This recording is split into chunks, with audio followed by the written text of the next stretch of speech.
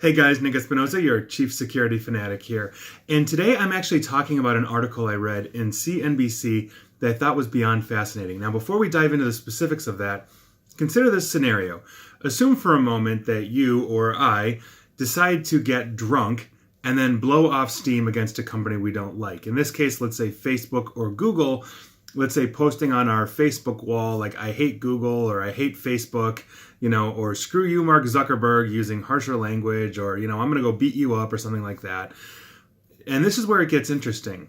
People do this. People also seriously mean it as well. And it's very hard to differentiate people that are just, let's say, getting drunk and blowing off steam versus people that actually want to walk up to Mark Zuckerberg or walk into Facebook with a gun or something like that. How do you discern this information?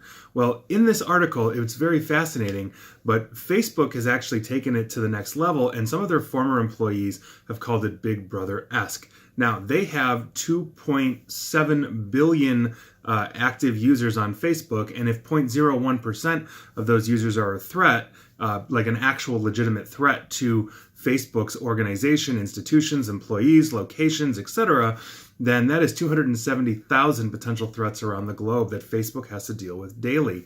And so what Facebook has done, according to this report in interviews by CNBC of former Facebook employees, is that if there is a threat, let's say a Facebook user, I go on Facebook and say, I'm going to go shoot Mark Zuckerberg, they can actually tag me, put me in a list that will obviously give security, my name and everything. That makes sense. But what they can also do is activate my location data and start pulling exactly where I am in real time. And that's what they've done. They've effectively turned themselves into a police force that can track and monitor those people they consider serious threats. And so let's say, for example, I am in my car and I'm one of these people and I'm driving by a Facebook facility. That might alert authorities. They might be able to alert authorities, because it's definitely alerting them. And so I found that was rather interesting because I think it opens up a larger can of worms.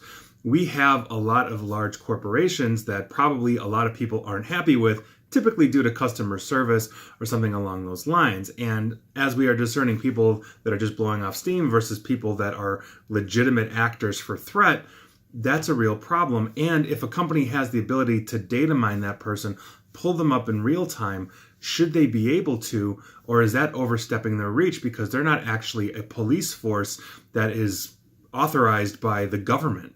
And so it's something to consider, but we are in an era where if you are making a threat on a company, they might be able to pull a significant amount of data from you, whether it's advertising data that's been sold by a Facebook or a Google, or if it's a Facebook or a Google themselves, they can just literally ping your cell phone and see exactly where you are and if you pose an actual threat and then track you for that. So I'd love to hear your thoughts on that, but I thought it was very interesting in that they were able to go that far with their own security.